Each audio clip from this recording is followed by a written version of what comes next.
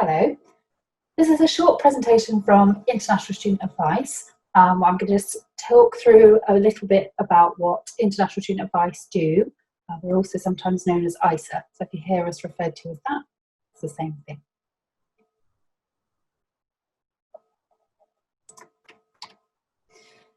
So International Student Advice, this is the list of the things that we often advise students on.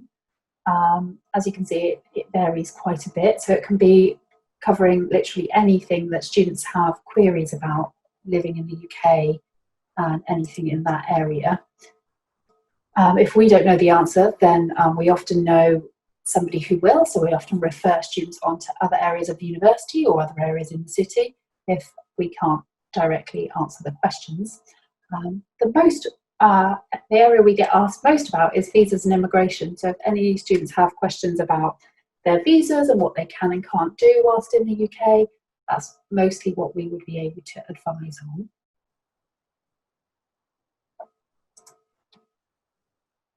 So where to go for help? So International Student Advice is part of the Student Services Hub. So you can find our contact information here. So you can email Student Services or telephone us, and that's our website link there that will take you directly to all the information we have online.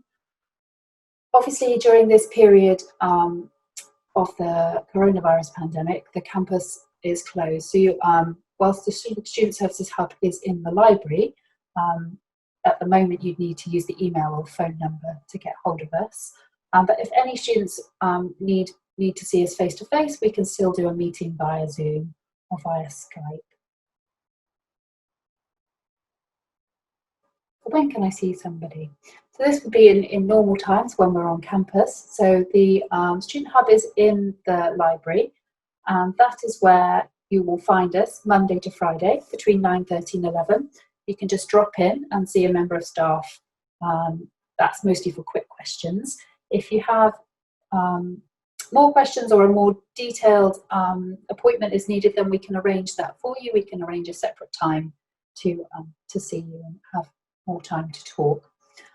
You will also find us for the right to study checks, or if you need your passport or visa looked at, or you need to collect a BRP. Those times at the bottom of the screen there, they are the times that you can come to the hub to do those things.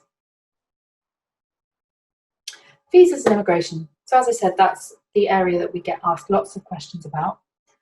The staff from ISA are regulated by the OISC, so we are able to give immigration advice, and we don't charge for that, it's free. But we are slightly limited in the areas that we advise on, so we advise largely on student visas.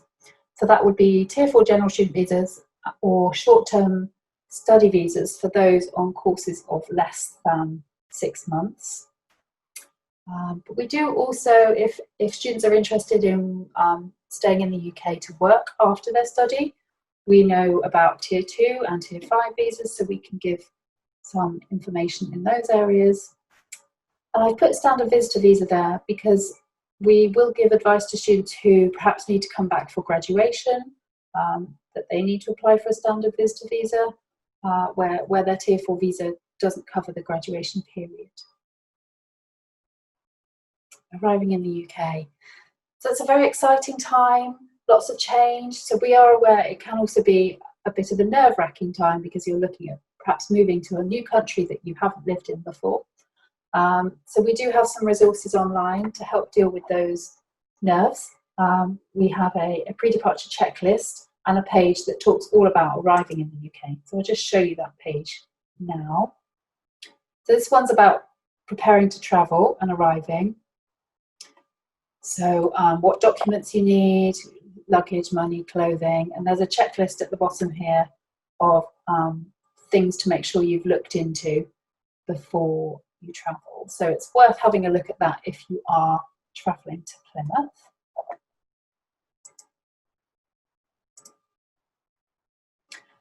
There's also other things to think about when travelling. So check if you can go through the e-gates. Have you spoken to your accommodation provider? That kind of thing. and make sure you've got travel from your airport or wherever you're arriving, so Heathrow, or perhaps you're coming in on boat. Travel from there to Plymouth once you arrive, because it can take the distance from Heathrow to Plymouth. It can take 3 or 4 hours on the train, so it's worth having that booked in advance, or at least being aware that you're going to have to do that travel before you get here, so you know you're not arriving at 11 o'clock at night and then getting to Plymouth in the middle of the night. So once you've made the decision, your first 2 weeks in Plymouth, we run a welcome week in September for specifically for international students, and you can find out more information at this link here, where it goes through all the events that are available during the welcome week. There are lots of information in there, so I won't go through the whole schedule, but these on the screen here are the highlights of the welcome week program, and it's just a chance to get settled, get those practical things sorted, like completing your enrolment, registering with a doctor, opening a bank account if you need to. There's so much that goes on in that welcome week that we recommend all international students, even if they have lived in the UK before, come along, because it's just getting a chance for you to get set up and feel more confident knowing your way around the campus. But before all of the students from the UK arrive. Culture shock. Now, this is a very normal thing that happens to lots of students from outside the UK when they arrive here, or in fact anyone who comes from a different culture. It's very normal, and we just want it to be out there that it's a normal thing that students may deal with. Sometimes it takes students a week, sometimes students might not experience it for 6 months, but there are plenty of resources if it does happen to you to support you through it and to help make that process a little bit easier. So, Global Buddies and Movie Nights. Global Buddies, as it says here, is a peer support group that the university runs. It's just for international students, and it's mostly student-led, so each week the theme of what's discussed or what's done at the group will be decided by the students. It's a great way to also meet a few people if you are having trouble getting to know people in Plymouth. It's just a really nice group for international students, so we just like everyone to know that it exists. I also run a monthly movie night with which is just for international students, and it's free to attend, so we email students out each month to let them know what the movie of the month will be. So as we say, we email students about these events each week.